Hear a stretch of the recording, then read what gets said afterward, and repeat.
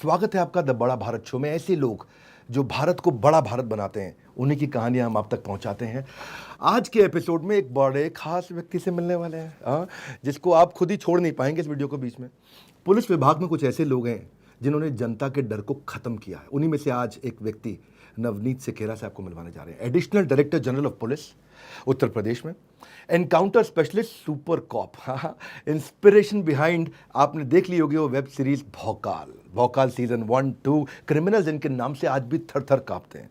मुजफ्फरनगर में क्राइम का पूरा सफाया कर दिया और इनोवेटर हैं, रिफॉर्मर हैं, मोटिवेशनल स्पीकर हैं। और आज उनकी लाइफ से कुछ समझेंगे, इनके जीवन के संघर्ष को समझेंगे, कितना आसान है, कितना मुश्किल है नवनीत सिकेरा बनना। कौन है नवनीत सिकेरा, इनकी स्ट्रगल और सक्सेस स्टोरी से शुरू करते हैं। सर, पहले तो आपका बहुत स्वागत है। Thank you so much, thank you so much. आपने इतना बड़ा परिचय दे दिया है कि मुझे लग रहा है मैं बहुत बड़े वजन के नीचे दब गया हूँ।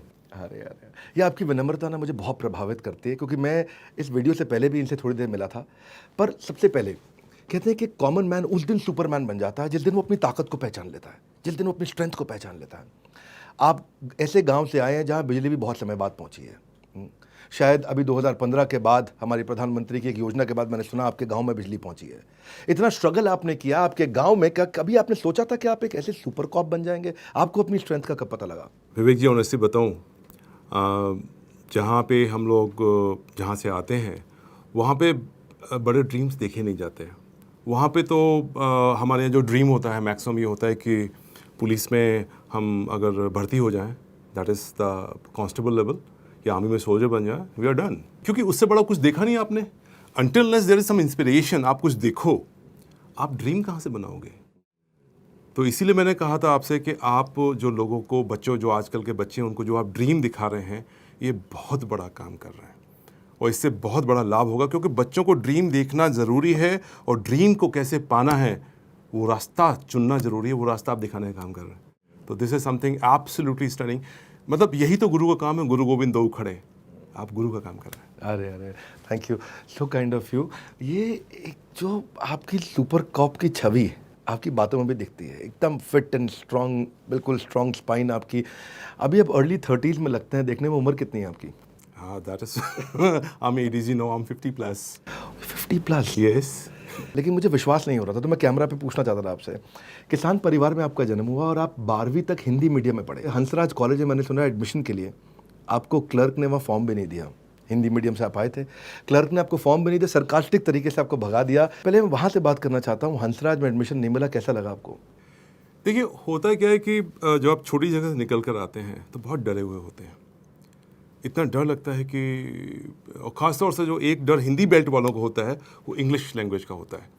आप कितने भी स्मार्ट सही, सामने वाले ने अगर एक सेंटेंस इंग्लिश में बोल दिया तो आपका सारा कॉन्फिडेंस शैटर कर जाता है। ये एक सच्ची बात है। अब जो आपने बात पूछी वो ये थी कि हुआ ये कि 12th मैंने गवर्नमेंट इंटर कॉलेज से किया, हिंदी बेल्ट से किया, यूपी बोर्ड से किया। यूपी बोर्ड में नंबर बड़े कम आते हैं।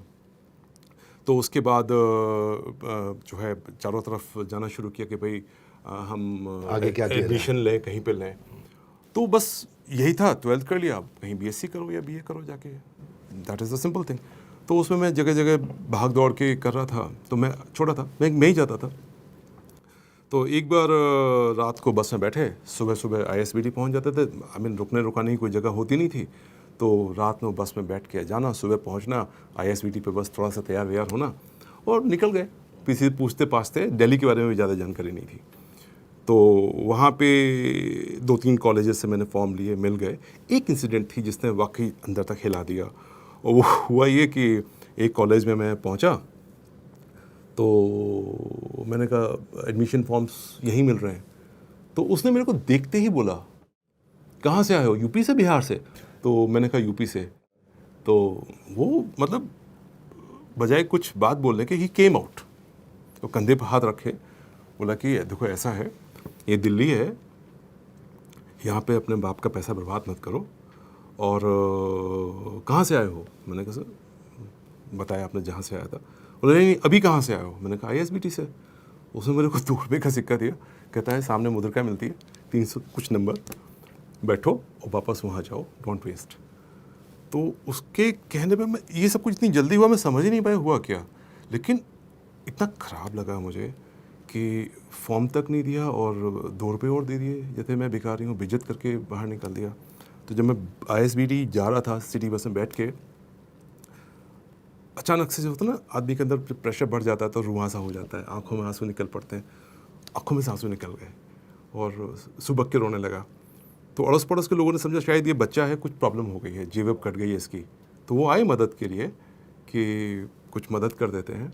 तो उनको मैंने एक्सप्लेन किया, नहीं ऐसी बात नहीं है। अब उनको क्या बताएं क्या बात है, तो चुपचाप आया। लेकिन हाँ, उस दिन मन में एक संकल्प लिया था मैंने, जो 12th के बच्चे जो देख रहे हैं मुझे, मैं आपको बताऊं, उस दिन मन में संकल्प ले लिया था कि अब एडमिशन हंसराज से बेहतर कॉलेज में लेना है। मैंने खुद भौकाल आपकी वेब सीरीज़ देखी। भौकाल को बहुत व्यूज़ मिले हैं, बहुत पसंद किया गया है। मैंने देखा कि बाकी पुलिस वाले तो कुछ गाली देते थे, आपको मैंने कभी कोई मुंह से गाली देते नहीं सुना। तो क्या आपके मुंह से कभी गाली निकलती थी? मैं जनरली नहीं देता हूँ, ऐसा नहीं है कि गालियाँ देना मुझे आता नहीं है। अब आपको मैं ये कहूँ कि मैंने IIT रुड़की से पढ़ाई की और मुझे गाली देना नहीं आता है, तो आप भी मुस्कराएंगे। इंजीनियरिंग कॉलेज के लड़के को तो रैगिंग में इतनी गालियाँ सिखा दी जाती हैं कि पूरी ज़िंदगी फिर उसको नई गालियाँ सीखने की ज़रूरत नहीं पड़ती है। मैंने भोकाल में देखा था कि एक प्रॉपर्टी के विवाद में आपके पिताजी की काफ़ी इंसल्ट करी एक पुलिस वाले ने, और वो प्रॉपर्टी के विवाद में आपके पास पेपर भी था। और मुझे ऐसा लगता है कि अगर मैं रियल लाइफ में आज आपसे पूछूं, आप एक सुपर कॉप हैं, सुपर हीरो हैं, आज आपको पूरा देश जानता है, और जो बाई चांस में नहीं जानता उसको जानना चाहिए। हाँ, ये नवनीत से खेरा है, इन्होंने जो काम किया मुजफ्फरनगर में, वो आप देखिएगा सीरीज़ में, आप समझेंगे। लेकिन मैं पूछना चाहता हूँ कि क्या आज भी वो दर्द है आपके मन में, जो पिता की बेइज्जती हुई आपके सामने? क्योंकि बेटे के सामने होना, पिता की इंसल्ट, ये बहुत तकलीफ़ देता है। वो एक टर्निंग पॉइंट था, और वो पहला मेरी लाइफ का, मेरे पिता के लाइफ का, हमारे कजन्स का। उन्हें कागज़ उठा के मुंह पे मारे थे। हमारा पहला मौका था जब हम पुलिस के ऑफिस में गए थे। पुलिस से दूर दूर तक कोई मतलब नहीं, दिस इज फर्स्ट टाइम। और हुआ ये था कि जब मेरे फादर बिल्कुल he was 59 years old, retirement के बहुत करीब थे, तो उन्होंने कहा कि मैं अब जो मुझे ग्रेजुएटी वगैरह मिल रही है, मैं उसे एक मकान बनवा लेता हूँ। तो उससे पहले गांव में रहते थे या हम लोग किराए के मकान में रहते थे। पूरा परिवार एक कमरे के मकान में रहा है। मेरी सारी पढ़ाई एक कमरे के मकान में हुई है, और इसीलिए मुझे रात में जगने की आदत है, क्योंकि दिन में शोर होता था, मैं रात में पढ़ता था। जब वहाँ पहुँचे तो इस was not small piece, middle class family, गाँव देहात के लोग, और we were registered, everything was on paper, but the way rudeness जिसे कहते हैं पुलिस की, वो भी उनको सोचना चाहिए कि जो इंसान आया है उसके बच्चे साथ बैठे हुए हैं, कम से कम बच्चों के सामने तो इंसल्ट ना करो, ह्यूमिलेट ना करो। And but he did it. मेरे फादर जब बहुत मतलब जब काफ़ी उन्होंने बुरा भला बोल दिया, तो मेरे फादर ने बड़े उससे कहा कि सर, अगर आप मेरी मदद नहीं कर सकते। इनफैक्ट मैं आपको बताऊं, मुझे वर्बेटिम याद है, वो ऐसी इतना अपमान जो उसने किया, वो 10 मिनट मेरे जीवन में एक एक शब्द वर्बेटिम मुझे याद है कि उसने क्या बोला। मेरे फादर ने, मेरे सामने पिक्चर चलती है आज भी। वो एक बहुत गहरा दर्द है अंदर दिल के, लेकिन ईश्वर ने बहुत अच्छे से उसको निभाया। तो मेरे फादर ने एंड में यही कहा कि अगर आप मेरी मदद नहीं कर सकते हैं तो मेरी बेइज्जती मत करो। On this he just through that paper, जो एनवेलप पेपर्स दिखाए थे पापा के लगा के। और मैं ये आज पहली बार बोल रहा हूँ, मैंने कभी बोला नहीं। मैंने अपनी आंखें इधर उधर देखी कि मुझे कुछ मिल जाए तो मैं I hate this man right now. वो एक मोमेंट था एक्सट्रीम नाराज़गी का, गुस्से का। फिर उसकी अगली बात ये हुई कि मेरे फादर ने कहा कि आप मेरी ऐसी बेइज्जती ना करो। उसके बाद मेरे अंदर तेज़ी से गुस्सा आया, और उसी वक्त मेरे फादर ने एक बात और कही, मेरा लड़का भी रुड़की से क्लास 1 इंजीनियर है। एग्जैक्ट यही शब्द बोले हैं। तो उस पर उस एरोगेंट ऑफिसर का वर्ड्स थे, अरे ऐसे इंजीनियर मारे मारे फिरते हैं, हमको धौंस दे रहे हो इंजीनियर बनने की, क्या उखड़ो, समथिंग लाइक दिस। बहुत ही गंदे शब्दों में, जो मैं यहाँ पे बोल भी नहीं सकता। खैर, हम सब लोग उठ के वहाँ से निकल आए, लेकिन मेरे मन में ये बात बहुत चुभ गई, बहुत ज़्यादा चुभ गई कि इंजीनियर्स मारे मारे फिरते हैं। और उसके बाद क्या हुआ कि 2-3 दिन में मैंने महसूस किया कि मेरे फादर कुछ खा पी नहीं रहे हैं, बोल नहीं रहे हैं। और मेरी माँ ने मुझसे कहा कि नवनीत, ऐसा लग रहा है कि तुम्हारे पिताजी अब चलेंगे नहीं ज़्यादा। मैं हक्का बक्का रह गया कि, और सच बताऊं, उस दिन समझ में आया कि ड्रीम्स में और मेमोरीज में अंतर क्या होता है। He was a retired person, पूरी ज़िंदगी बड़ी इज्जत से जिया था उन्होंने, कोई काम ऐसा नहीं किया जिससे कोई गलती से भी बेइज्जती करते। और जब वो फैग एंड अपने रिटायरमेंट पर आए तो पूरे बच्चों के सामने ऐसे बेइज्जत हुए जिसकी कोई लिमिट नहीं। उनकी सारी मेमोरीज को ख़त्म कर दिया था उस इंसान ने। और वो इतना बड़ा पेन था कि उससे वो उबर नहीं पा रहे थे। और फिर इस घटना ने मुझे अंदर तक इस तरीके से निचोड़ दिया कि if I have to respect my father, अगर इनको, अब बेसिकली ही लॉस्ट हिज ऑनर। फिर मेरी अगली जंग थी उनके ऑनर को वापस लाने की। आपने उसी से डिसाइड किया कि आप आईपीएस बनेंगे? That day I decided. मैं मंदिर गया, माता रानी के सामने माथा टेका। हिम्मत नहीं थी बेसिकली, मैं आपको ऑनेस्टली बताऊं कि मैं आईपीएस बन सकता हूँ। हिम्मत थी ही नहीं। सी, जब तक आपके आसपास के लोग अच्छा ना करें, आपको खुद पे कॉन्फिडेंस नहीं आता है। नहीं पता था कर पाऊंगा, लेकिन मंदिर की सीढ़ियों पर बैठे बैठे समहाउ ये एहसास हुआ कि करना ही है, वरना पिता का साया नहीं रहेगा तेरे ऊपर, उनकी ब्लेसिंग्स नहीं रहेंगी तेरे ऊपर, करना ही है। वो जुनून जब पैदा हुआ, मुझे कुछ भी नहीं आता जाता था, लेकिन मैं फिर से वही बताऊं आपको कि अगर आप जुनून पाल लें सच्चा दिल से, ईश्वर मदद करता है, पूरा ब्रह्मांड मदद करता है, मदद आएगी। अद्भुत व्यक्ति हैं आप। मेरा कोई आवश्यकता नहीं है पूछने की कि क्या नवनीत सिखेरा इमोशनल है। मुझे लगता है कि उसका उत्तर हमें दिखाई पड़ रहा है यहाँ। कई बार इमोशंस पे एक बड़ी गलत फहमी वाली बात आ जाती है। लोग समझते हैं कि जो लोग के आंसू आ जाते हैं वो कमज़ोर होते हैं। ये एक बहुत बड़ी गलत फहमी है, क्योंकि जिसके अंदर आंसू नहीं आते उसके अंदर हृदय नहीं है, वो इंसान की पीड़ा नहीं समझ सकता। और जो इंसान की पीड़ा नहीं समझ सकता वो कभी करेजियस नहीं हो सकता, वो कभी साहसी नहीं हो सकता। अगर आप पूरा इतिहास उठाकर देखें, साहसी वो बना है जिसकी आंख में आंसू थे और जिसने दूसरे आंख के आंसू को अपना मिशन बना लिया। आपने मुजफ्फरनगर के लोगों के दर्द को दूर किया। मीडिया ने आपको आज तक एनकाउंटर स्पेशलिस्ट बोला है। ये एनकाउंटर स्पेशलिस्ट का मीनिंग क्या होता है? दो प्रॉब्लम है। एक तो सिस्टम में बहुत कमियां हैं जो समय के साथ सुधर रही हैं, नो डाउट प्रोग्रेस हो रही है, धीमे धीमे बहुत अच्छी हो रही है, ट्रांसपेरेंसी आ रही है। At the same time demand बहुत ज़्यादा है, हमारा पॉपुलेशन बर्डन इतना ज़्यादा है कि हम चाह के भी सोचें कि हम बिल्कुल सही से काम करें, कर नहीं पाते। वो प्रेशर बहुत ज़्यादा हमारे ऊपर होता है। और उस प्रेशर में पब्लिक जो होती है ना, आम जनता सबसे ज़्यादा वो पिसती है। भाई जो रिसोर्स वाला पर्सन है वो तो फ़ोन करके अपना काम करा लेगा, वो कहीं ना कहीं से अपना जुगाड़ फुगाड़ बिठा के फ़ोन वोन करके पहुंच जाएगा, एसएसपी साहब उससे मिल लेंगे। आम जनता से कौन मिलेगा फिर? तो होता क्या है, जब कोई एसएसपी या डिस्ट्रिक्ट मजिस्ट्रेट बढ़िया काम करता है, वो आम जनता की बात सुन के ऑन स्पॉट न्याय की बात करना शुरू करता, नहीं हम करेंगे, ओनस लेता है। आपकी परेशानी है, हम आप ही की दी हुई सैलरी ले रहे हैं, गवर्नमेंट सर्वेंट है, सर्वेंट पब्लिक सर्वेंट है, हमें आपका काम करना है। इस भावना से जब आप काम करना शुरू करते हो ना, तो जनता में, मीडिया में इतना विश्वास पैदा होता है, वो लोग सडनली आपको हीरो बना देते हैं। और सडनली वो आपको कभी सिंघम के नाम से, कभी सिम्बा के नाम से, कभी एनकाउंटर स्पेस, वो तरह तरह के नाम बताना शुरू कर देते हैं। आपने कुछ नहीं किया, आपको कुछ अलग करने की ज़रूरत भी नहीं है।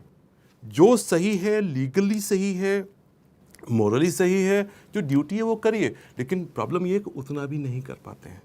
आप सिर्फ उतना कर दीजिए तो ये तरह तरह के नाम उसमें आपको मिल जाते हैं, और उसके बाद वो मीडिया अपना चटकारे लेकर लिखता रहता है।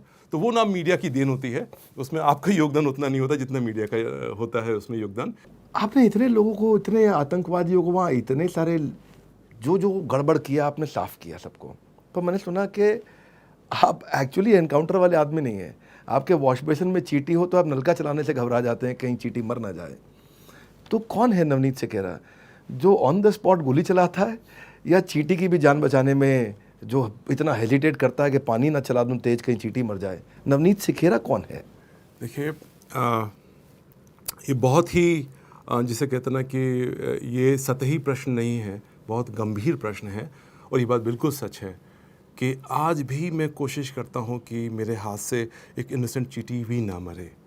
I mean, that burden, that my sin, that will come back to me one day. I know, I understand that thing. एक innocent है, उसको अगर मैं हल्का सा बचा सकता हूँ, मुझे बचाना चाहिए, एक कर्म हमें करना चाहिए।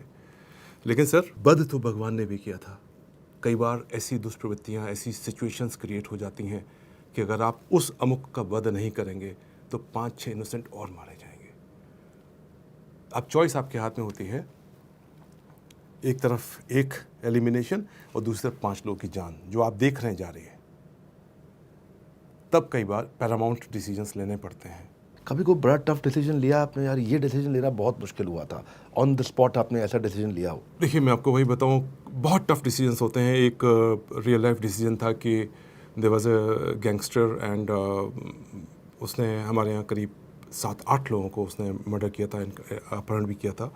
एंड हम लोग उसको बिल्कुल पागलों की तरह चेज कर रहे थे। एंड हमारी टीम ने फाइनली उसको स्पॉट कर लिया। हमारी टीम थोड़ा दूर थी, देवर स्नाइपर्स थे। एंड उन्होंने मेरे को बोला कि एंड हमारी टीम ने ऑलमोस्ट 1 महीना मेहनत किया था, दिन रात मेहनत करके उसको ट्रैक किया। एंड स्नाइपर पे बिल्कुल क्रॉस हुआ आ गया। तब फ़ोन किया, सर आ गया है। मैंने पूछा और आसपास कोई और तो नहीं है, क्योंकि इनोसेंट नहीं जाना चाहिए। तो उन्होंने कहा कि टीम में जो लोकल लड़के थे, उन्होंने से कुछ नहीं, अपनी लौंडिया को खिला रहा, उसके बेबी पैदा हुआ था, वो गोद में थी उसके। ना that's can not be done.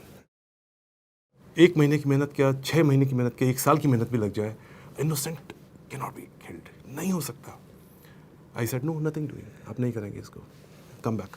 मेरी टीम बड़ी नाराज़ हुई मेरे से बाद में, but then I explain them. और रात में आए तो मैंने उनको अपने साथ बिठा के खिचड़ी खिलाई, उनको समझाया कि हम गलत काम नहीं कर सकते। नवनीत जी, नारियल जैसे हैं आप, बाहर से तो कठोर दिखते हैं कि अंदर से बहुत आप एकदम मलाई हैं। लेकिन कभी ऐसा हुआ है कि किसी का एनकाउंटर करने के बाद आपको बहुत दुख हुआ हो, आप रो पड़े हो, यार गलत हो गया मुझसे, इसकी ज़रूरत नहीं थी, इसको रोका जा सकता एक था? बार नहीं, कई बार हुआ। अब आप इतने, पता नहीं आपकी टीम कौन सी है, ऐसी रिसर्च करके आप ऐसे क्वेश्चन पूछ रहे हैं जो बिल्कुल, जैसे कहते हैं ना कि आप बिल्कुल पील ऑफ करके अंदर अंदर अनियंस की लेयर्स को खोलते चले जा रहे हैं। मेरी वल्नरेबल पॉइंट्स और डार्क स्पॉट्स सब पे आप अटैक करने जा रहे हैं। बट फैक्ट ये है, मैंने हमेशा महसूस किया कि जो क्रिमिनल्स में, कई सारे क्रिमिनल्स ऐसे थे जिनको हमारे सिस्टम की कमियों ने, हमारे लापरवाही ने उनको अपराधी बनाया, वरना अपराधी नहीं बनते। और ऐसे बाद में, लेकिन जब वो एक बार उस क्राइम में घुस गए तो निकलना बड़ा मुश्किल होता है। लेकिन कई मामलों में जिनको मैंने गौर से देखा, मैंने देखा गलती शायद कहीं हमारी थी। अगर हमने डे 1 पे सही निर्णय लिया होता तो शायद वो क्रिमिनल ना बनता, फौज का एक शानदार सिपाही बनता, हमारा बढ़िया गनर बनता। तो मैं जब उसका एक पर्टिकुलर केस में मुझे आज भी ख़राब लगता है कि उसके पास से ना, जब ये सब हो गया, उसके वॉलेट में से ना अपने भाई का फ़ोटो था, भाई की यूनिफॉर्म पहन के फ़ोटो खिंचवाया हुआ था। उसका भाई पुलिस में सिपाही था। आप सोचो, जब आप, उसने अगर यूनिफॉर्म पहनी होगी तो उसका ड्रीम एक पुलिस वाला, एक फौजी बनने का रहा होगा, but he ended up as a criminal. उसको रोका जा सकता था, बट देयर इज प्रॉब्लम्स। मुझे लगता नहीं दूसरे नवनीत सिकेरा शायद मैं इस जीवन में देख पाऊंगा, ऐसे अद्भुत व्यक्ति हैं ये।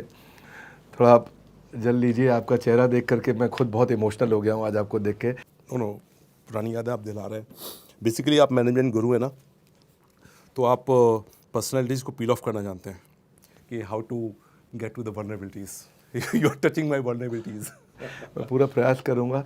लेकिन क्या है कि ये जो काम आपने किए हैं इतने अद्भुत हैं।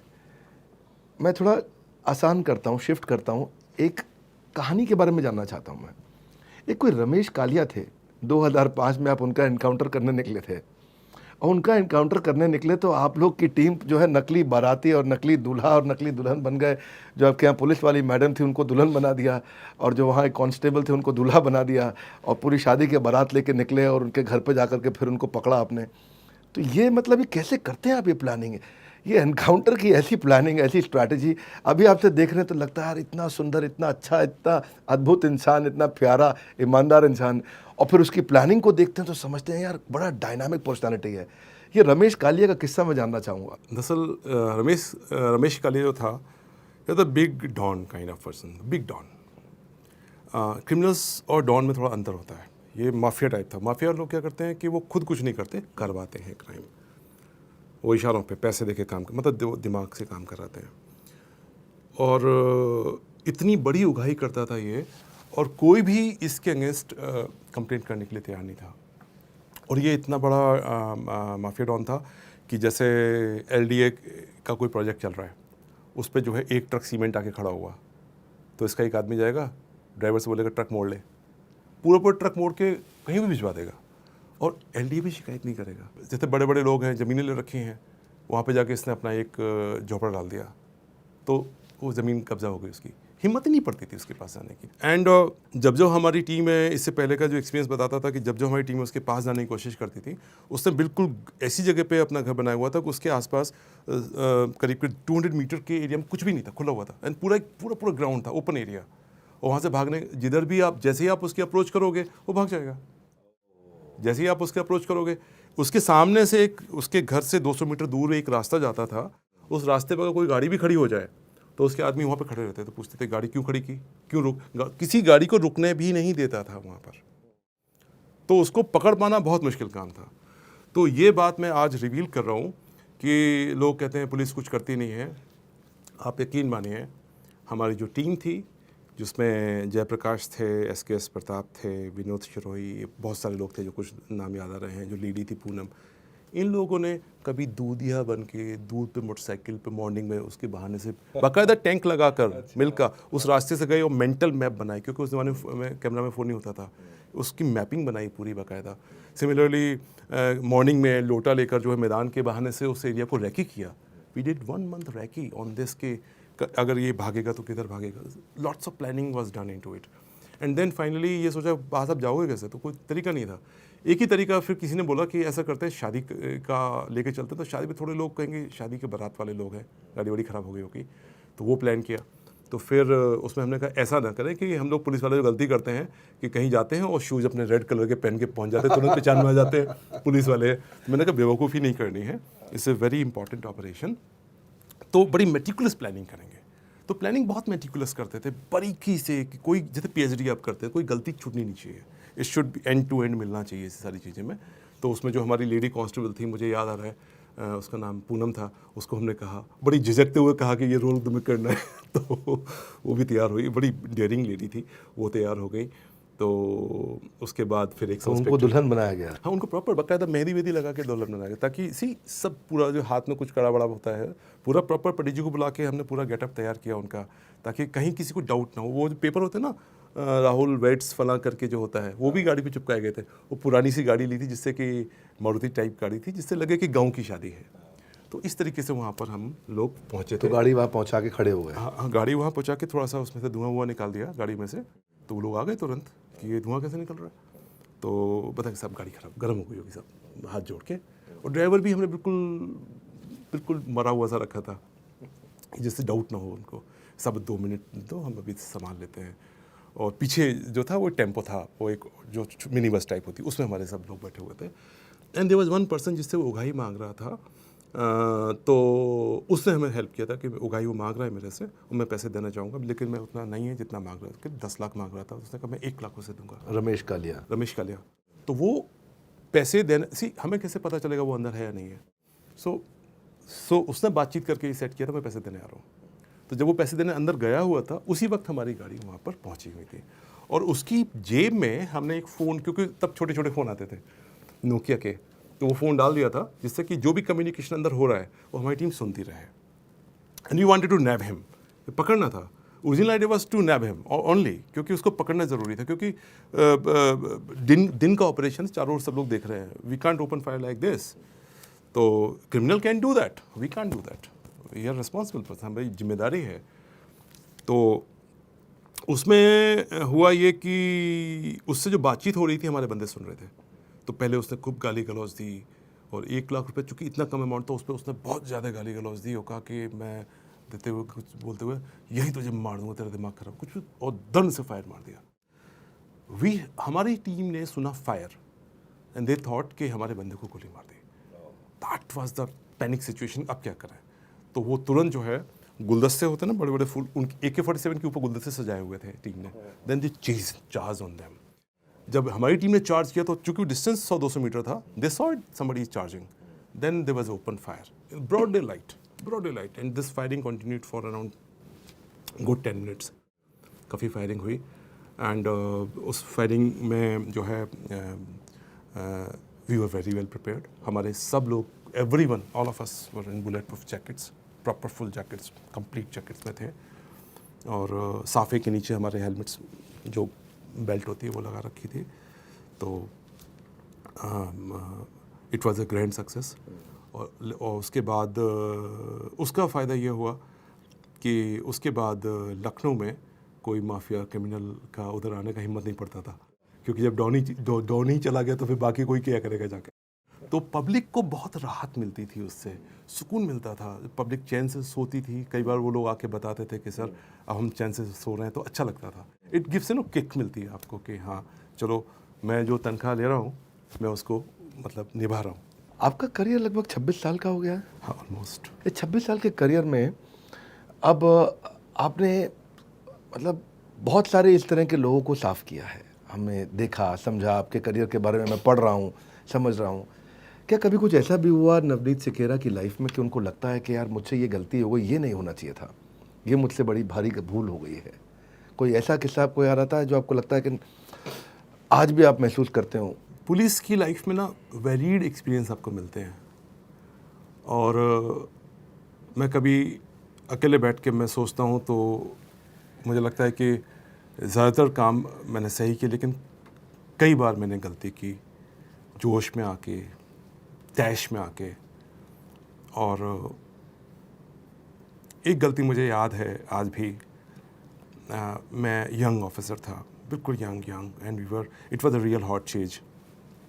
मैं अपने सब इंस्पेक्टर के साथ, हमारी टीम के साथ दौड़ रहे थे हम लोग, और दौड़ते दौड़ते अचानक एक स्पॉट पे जाके जो ऑफेंडर थे 2 गायब हो गए, एकदम से गायब हो गए। तो सब लोग एकदम से, अचानक कैसे गायब हो सकते हैं, क्योंकि किसी भाग रहे हैं तो कहीं तो दिखोगे ना, ब्रॉड डे लाइट है, शाम का समय है, मतलब रात भी नहीं है, दिखना चाहिए। वहाँ पे एक स्टेयरकेस था, सीढ़ियाँ ऊपर जा रही थी। तो चूँकि हम लोग भाग के आए थे, सांसें भी फूली हुई थी और हॉट चेस था, तो वहाँ पे सीढ़ी के पास एक कोई नीचे छोटा दुकानदार, उसकी एज रही होगी 50-55, मुझे आज भी याद है उसकी शक्ल।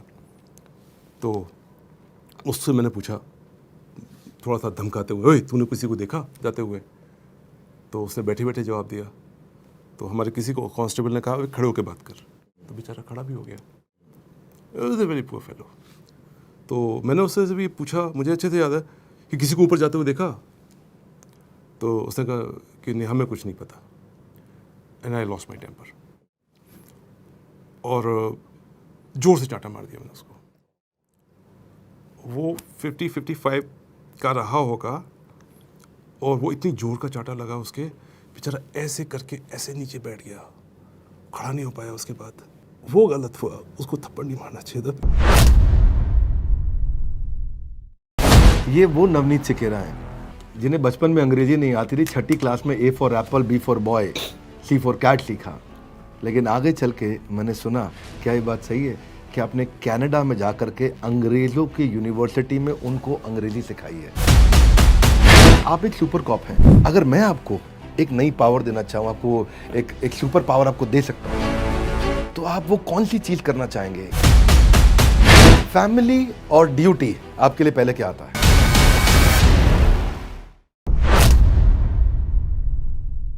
एक अच्छी बात आपके बारे में सबको और बताना चाहता हूँ, बहुत सुंदर बात, कि आपने महिलाओं के लिए बहुत काम किया, और महिलाओं के लिए आपने इतना काम किया कि आप एक रिफॉर्मर भी हैं। आपने इतने सुंदर आपने इनोवेशंस लाके शुरू किए। 1090 भी आपने यूपी के अंदर पहली बार आप ही ने शुरू किया था।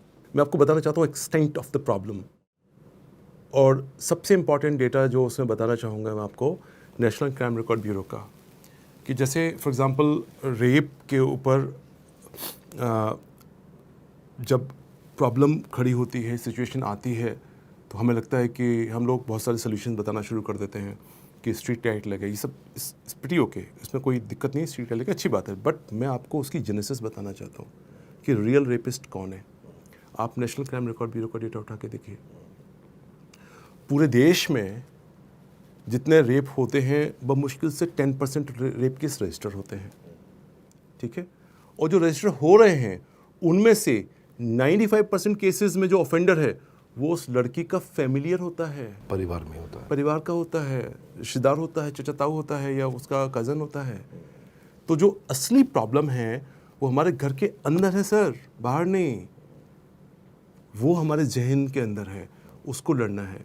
तो जो विमेन पावर लाइन था वो यही था कि उस जहनियत को चेंज करना है, उसमें ये चीज़ लानी है कि लड़कियों के अंदर ये जोश भरना है, चुप्पी तोड़ो खुलकर बोलो। जब आप एक आईजी वुमेन पावर लाइन थे, उस समय आपकी एक लाइन थी कि लड़कियों को अगर तुमने छेड़ा तो तुम्हें पाताल से ढूंढ लाऊंगा, और ये इसने बड़ा कॉन्फिडेंस दिया था हमारे लोगों को कि अगर लड़की को छेड़ा तुझे पाताल से ढूंढ के ले आऊँगा।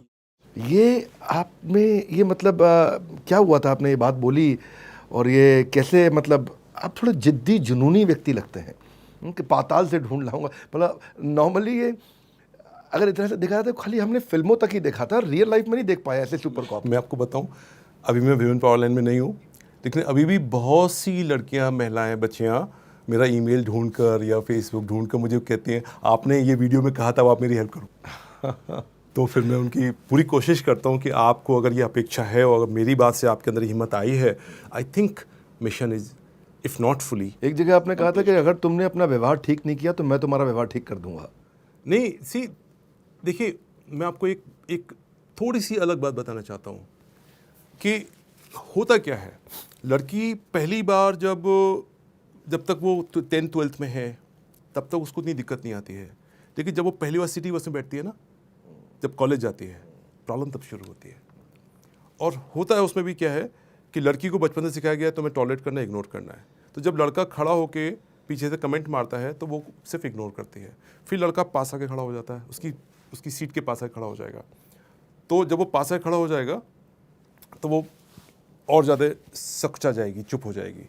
जब वो फिर बिल्कुल सर पे खड़े होकर कमेंट मारेगा तो फिर वो विंडो से बाहर देखेगी, क्योंकि उसको सिखाया हमने ये है कि टॉलरेट करो, इग्नोर करो, टॉलरेट करो। सो अब आप देखो, क्राइम प्रोग्रेस कर रहा है ये धीमे धीमे करके, क्राइम एकदम से नहीं हो रहा है और उस लड़के को रोकने वाला कोई नहीं है। तो विमेन पावर लाइन जो काम करता था वो उसको जो स्टेपिंग स्टोन होते, जब आप प्रोग्रेस कर रहे हो क्राइम की ओर जा रहे हो, किया नहीं है आपने, तब रोकते थे। So basically the idea was to prevent the crime, कि आप करोगे तो हम आपको फिट कर देंगे, आपको हम करने नहीं देंगे क्राइम, वो आपका रिकॉर्ड हमारे पास है। एंड अगर आप हमारे रिकॉर्ड में आ गए तो आपको जॉब नहीं मिलेगा, आपको पासपोर्ट नहीं मिलेगा, आपकी ज़िंदगी क्यों बर्बाद कर रहे हो भाई, फोकस करो पढ़ाई लिखाई पर। आपके बारे में एक और ख़ास बात जो शायद लोगों को नहीं पता होगी, ये वो नवनीत सिकेरा हैं जिन्हें बचपन में अंग्रेजी नहीं आती थी, 6ठी क्लास में A for apple, B for boy, C for cat सीखा, लेकिन आगे चल के मैंने सुना, क्या ये बात सही है कि आपने कनाडा में जा कर के अंग्रेज़ों की यूनिवर्सिटी में उनको अंग्रेजी सिखाई है? वो बाई चांस था, ऐसा नहीं है कि मैंने उनको इंग्लिश लिटरेचर वगैरह पढ़ाया हो, वो तो लोग बढ़ा चढ़ा देते हैं, ऐसा नहीं था।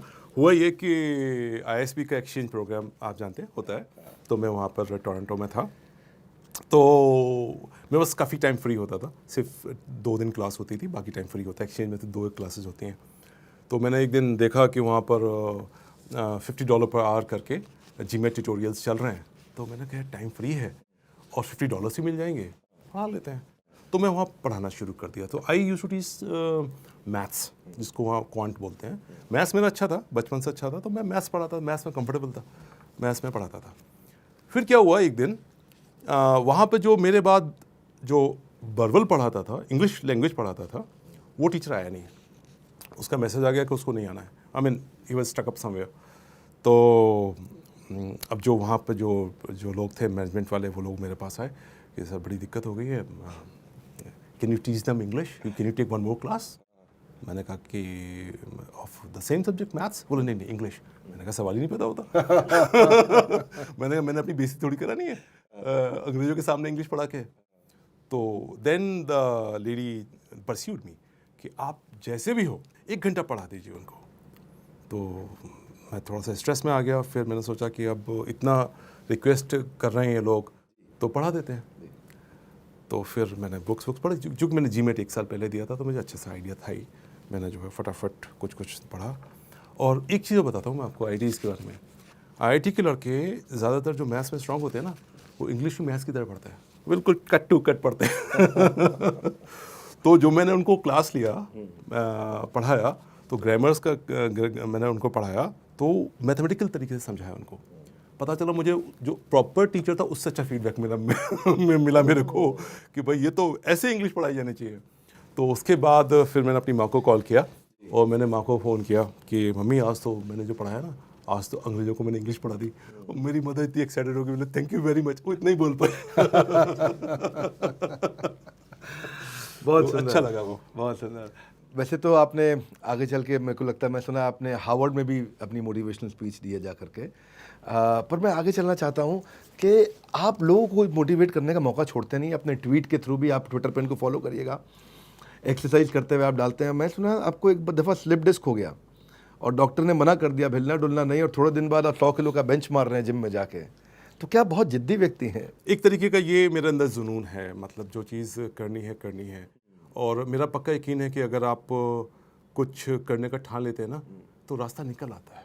मैं बड़े सच्चे दिल से कह रहा हूँ, मैं आपको बता रहा हूँ, आप ठान लीजिए ये करना है तो उसका रास्ता निकल आएगा। कोई ना कोई रास्ता होता है, क्योंकि ये मेरा मानना है। अगर प्रॉब्लम है, मैथ्स का मैं स्टूडेंट रहा हूँ, तो मैथ्स की प्रॉब्लम तब बनती है जब उसका सोल्यूशन होता है। मैथ्स की प्रॉब्लम तब नहीं बनती जो इसका कोई सोल्यूशन ही ना हो। इनफैक्ट जो प्रॉब्लम बनाता है पहले सॉल्व करता है उसको। तो जब भी आप क्वेश्चन करते हैं तो मन में रखें इसका सोल्यूशन तो है ना, आप ढूंढ नहीं पा रहे, आपको दिख नहीं रहा। यहाँ से एक लाइन मुझे याद आई कि जब मैं सिविल्स की तैयारी करता था तो मैंने एक अपने रूम के में अपने आप को मोटिवेट करने के लिए रूम पे एक 4 लेटर का एक्रोनिम लिखा हुआ था। उसका नाम था एक्वा, AQAW, और उसका फुल फॉर्म होता था एनी क्वेश्चन फ्रॉम एनीवेयर। आप ले आइए। सी क्वेश्चन है तो सोल्यूशन तो है ही। क्वेश्चन तब बना जब सोल्यूशन था। तो आपको दिख नहीं रहा है तो दिखेगा, लगे रहो, दिखेगा। हाँ, दिखेगा पक्का। एक आपसे मैं और पूछना चाहता हूँ कि आप एक सुपर कॉप हैं, और आज मैं कहूँ कि अगर मैं आपको एक नई पावर देना चाहूँ, आपको एक सुपर पावर आपको दे सकता हूँ मैं, तो आप वो कौन सी चीज़ करना चाहेंगे? वो कौन सी एक अगर ख्वाहिश है आपकी कि आपको एक नई सुपर पावर मिले, तो आप क्या करना चाहेंगे? वैसे तो जनरली मैं आपको बताऊं कि मेरा जो, अब आपने पूछा था कि MBA करने के बाद अब क्या, हाँ, जॉब के बाद अब क्या। आपने IIT किया, आपने सिविल्स क्लियर किया, आपने ISB हैदराबाद से आपने पढ़ाई किया, पूरा MBA कंप्लीट किया, तो नेक्स्ट क्या इच्छा बाकी है? मैं आपको वही बताता हूँ कि अब मेरे मन में ये आता है कि मुझे जो मिला, कई बार मैं बिल्कुल सच्ची बोल रहा हूँ ईमानदारी से, कई बार मुझे ऐसा लगता है कि ना मुझे मेरी हैसियत से ज़्यादा मिल गया। मतलब बाकी और भी तो लोग हैं ना, सबको मिलना चाहिए। तो कई बार लगता है कि, और दूसरी चीज़, हमें लगता है कि हमारा समाज ख़राब है, करप्शन है, बेईमानी होती है एग्ज़ाम में। सर, उसके बाद भी आप यहाँ तक पहुँचे हो तो कहीं ना कहीं ईमानदारी होगी। मेरे पास तो कोई जग था नहीं, मेरे पास तो कोई पौवा था नहीं, फिर भी मैं यहाँ तक पहुँचा हूँ। तो इसका एक बहुत बड़ा क्रेडिट है कि हमारे समाज का जो सिस्टम है बड़ा मजबूत है, बड़ी आशाओं पे लेके चलता है। तो अब ये मन करता है कि उन आशाओं में दोबारा से पानी डाला जाए। हज़ारों लाखों जो बच्चे हैं ना, उनमें एक ड्रीम डाला जाए, उनके अंदर एक आग भरी जाए कि अच्छा करो, लाइफ में कुछ बड़ा करो, और कर सकते हैं। और हम सब मिलकर करेंगे ना, तभी देश हमारा महान से महान। आपकी धर्मपत्नी पूजा सेखेरा भी ये काम कर रही हैं, वो भी लोगों को मोटिवेट करती हैं, इंस्पायर करती हैं, NGOs में वो इनफैक्ट सबसे ज़्यादा तो मुझे इंस्पायर करती हैं। और ये फैक्ट है कि इतने सारे काम करने के लिए अगर घर पे पूजा का साथ नहीं होता और उनका जिसे कहते हैं ना कि अनक्वेश्चन्ड सपोर्ट नहीं होता, तो शायद मेरे लिए ये सब कर पाना मुश्किल होता। तो आज की डेट में मेरी लाइफ में 3 बहुत महत्वपूर्ण लोग हैं, 3 महिलाएं। सबसे पहले मेरी माँ, दूसरी मेरी पत्नी पूजा, एंड थर्ड मेरी डॉटर, जो मेरे लिए सबसे बड़ी ताकत है, मेरे लिए सबसे बड़ा source of energy and source of inspiration है, ऑल द 3। Super solid. बहुत ही अच्छी चर्चा रही आपके साथ, लेकिन अब मैं थोड़ा व्यूअर्स के साथ और आपके साथ थोड़ा एक गेम खेलते हैं। Let's go. अब इस समय rapid fire round. Rapid fire round में हम आपको टाइम नहीं देंगे, बिल्कुल टाइम नहीं देंगे, आपको फट से आंसर करना है। You mean to shoot with AK-47, right? हाँ? टक टक टक टक रैपिड फायर। नहीं देखिए, उसमें आपसे कोई नहीं जीत सकता है, उसमें हम आपसे कम्पीट नहीं करेंगे, लेकिन हम अपने सवालों की बौछार तो जरूर करेंगे। मेरा पहला प्रश्न आपसे, घर में पुलिस वाला कौन है, पूजा या नवनीत? वो होम मिनिस्टर है। अच्छा, होम मिनिस्टर है, सारी पुलिस कंट्रोल करते हैं। सारी पुलिस उसमें काम करती है। मुजफ्फरनगर में अपने क्राइम खत्म किया, क्या नवनीत सिखेरा को डर लगता है? मुजफ्फरनगर क्राइम खत्म मुजफ्फरनगर की जनता ने किया, मैं वहाँ पे था उनके साथ, लीगली लॉफुली उनके साथ लड़ा, और उन लोगों का साहस था मुजफ्फरनगर के लोगों का। मैं सच बता रहा हूँ कि मुजफ्फरनगर के लोग मेरे यहाँ कभी भी आते हैं, बिना चाय पिलाए नहीं भेजता। इतना प्यार है मुझे, कर्मभूमि, मुझे उन्होंने पहचान दी, प्यार दिया, अपने अपने लाडले जैसा प्यार दिया। तो मुजफ्फरनगर का तो मैं जिसे कहते हैं ना, वहाँ से ज़र्रे ज़र्रे का मैं एहसानमंद हूँ। मुजफ्फरनगर ने बहुत प्यार दिया। मुजफ्फरनगर क्राइम वहीं के लोग मिटा सकते थे, उन्हें सिर्फ एक सहारे की ज़रूरत थी, वो सहारा मैंने दिया। वाह, वेरी नाइस। आप में ये फियरलेसनेस कहाँ से आती है? आपकी फियरलेसनेस, निडर हैं आप, सोर्स क्या है? सर एक बात बताइए, आपने जब जन्म लिया था आपने तय किया था कहाँ जन्म लेंगे? नहीं ना। आप कब आपका आखिरी डे होगा आप तय कर रहे हैं? नहीं ना। दो बिंदु हैं, ये भी अनसर्टेन, ये भी अनसर्टेन, बीच में सर्टेनिटी क्यों ढूंढ रहे हैं सर आप फिर? नहीं मिलेगी ना। ये गलत फहमी है, मिथ्या है। किस बात का डर सर? हम लोग सिर्फ कस्टोडियन हैं यहाँ के, एक दिन सब आए हैं, सब ने जाना है, नो टेंशन। ऐसे आपने बता दिया आप हार नहीं मानते हैं, लेकिन फिर भी ये आज की स्टेट है, क्या आपने पहले कभी गिव अप किया? मुझे नहीं लगता मैंने कभी गिव अप किया। फैमिली और ड्यूटी आपके लिए पहले क्या आता है? See I would like to have a balance in that. कई बार मैंने फैमिली को आगे रखा, कई बार मैंने ड्यूटी को आगे रखा। अब मेरे बच्चे का एग्ज़ाम है तो मेरे लिए फैमिली फर्स्ट, क्योंकि वो लम्हा दोबारा नहीं आएगा। और ड्यूटी में कई बार सिचुएशन आती है कि आपको ड्यूटी है, तो it's a tough call. Many times दोनों में से एक कॉल लेना मुश्किल पड़ जाता है, और जब बिल्कुल नेक टू नेक फाइट होती है तो शायद मैं ड्यूटी को चला जाता हूँ, because that is my bread and butter, और मैंने ओथ ली हुई है।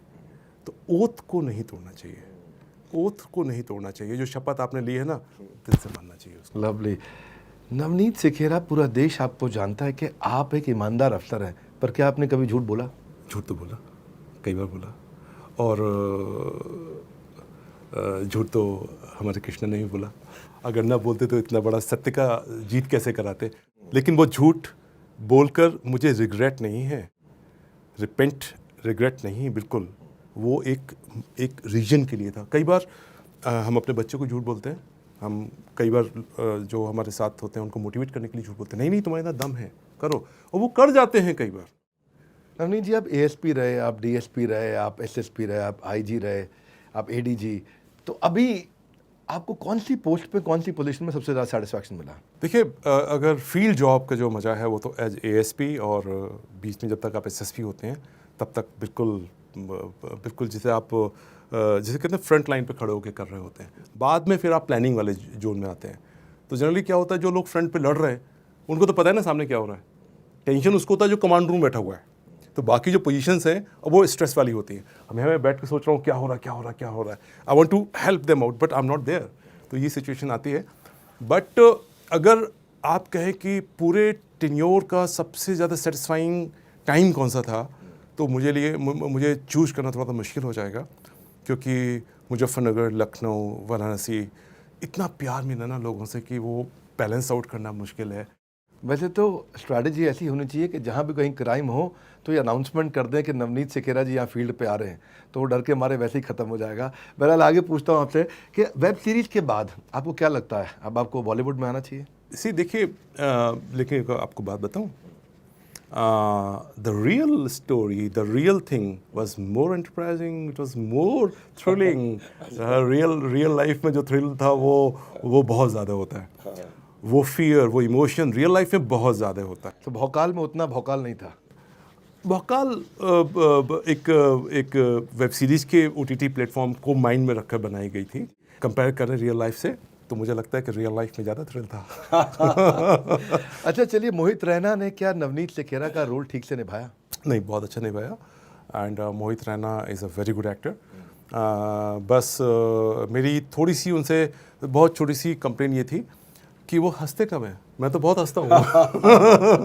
इतना स्ट्रेस लेकर अगर आप काम करेंगे तो काम नहीं हो पाएगा। टीम के साथ हंसना, मुस्कुराना, उनके साथ गले में हंसना भी ज़रूरी है। आपकी पूरी लाइफ फिल्मी जैसी है। आप क्या हिंदी फिल्में भी बहुत देखते हैं, और अगर आप देखते हैं तो आपकी फेवरेट हिंदी फिल्म कौन सी है?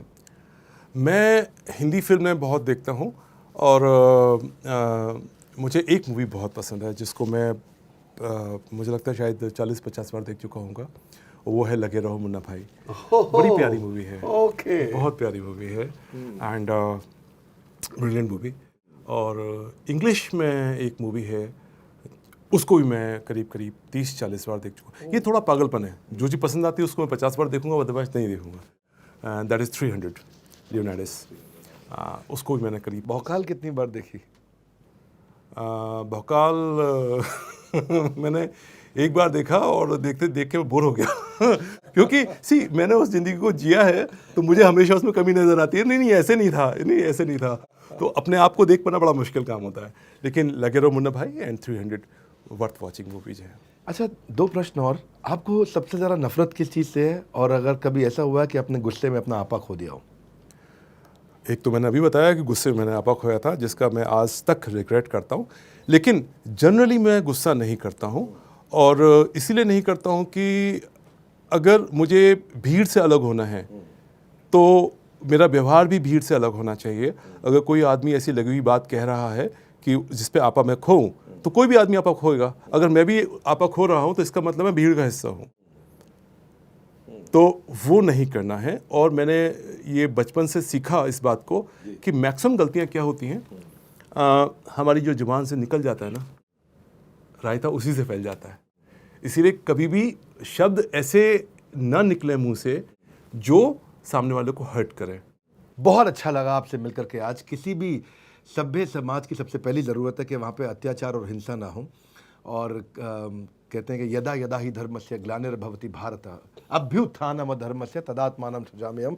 जब भी अत्याचार या हिंसा होता है तो भगवान अवतार लेते हैं, और इस समय कलयुग में भगवान बार बार अवतार नहीं लेते। ऐसे ही लोगों के थ्रू, नवनीत सेकेरा जी जैसे लोगों के थ्रू, जो कि ईमानदार और ड्यूटी बाउंड पुलिस ऑफिसर हैं, इन्हीं के थ्रू आते हैं और समाज को कंट्रोल करते हैं। थैंक यू नवनीत सेकेरा जी, आपसे बहुत कुछ सीखने को मिला है। लर्निंग ऑडियंस के लिए क्या है कि आपके अंदर भी एक सुपर हीरो छुपा हुआ है, बस अपनी स्ट्रेंथ को पहचानिए, उसको तराशने की ज़रूरत है। इस वीडियो को आप स्टूडेंट्स को, यूपीएससी एस्पिरेंट्स को, या जिनको लगता है कि उनको इंग्लिश नहीं आती है और वो भी जा करके अंग्रेज़ों को अंग्रेजी सिखा सकते हैं, जिनको लगता है कि वो कमज़ोर हैं, महिलाओं को, पुलिस वालों को, या कोई भी क्रिमिनल, उन तक इनकी चेतावनी पहुंचाइए। मिलते हैं आपसे अगले एपिसोड में एक और ग्रेट पर्सनालिटी के साथ। बस थोड़ा सा इंतजार, आ गया अगला बड़ा बुधवार। ऐसे ही लोगों की कहानी आप तक पहुंचाते हैं जो भारत को बड़ा भारत बनाते हैं। हमारे साथ जुड़े रहने के लिए, वर्ल्ड के नंबर 1 एंटरप्रेन्योरियल यूट्यूब चैनल पे आके उसको सब्सक्राइब करने के लिए आप सबका हृदय की गहराई से प्रेम पूर्वक बहुत बहुत धन्यवाद। नवनीत जी, आपका विशेष धन्यवाद। आज मिलने वाले हम राजू श्रीवास्तव जी से, जिन्हें किंग ऑफ कॉमेडी कहा जाता है। तो राजू श्रीवास्तव जो सबको इतना हंसाते हैं, सबको इतना गुदगुदाते हैं, क्या उन्हें भी कभी गुस्सा आता है? क्या लाफ्टर चैलेंज को आपका करियर का टर्निंग पॉइंट माना जाए? क्या आपने कभी किसी और का कंटेंट चुरा करके सुनाया है? आपको क्या लगता है राजू श्रीवास्तव अगर कॉमेडियन नहीं होते तो क्या होते?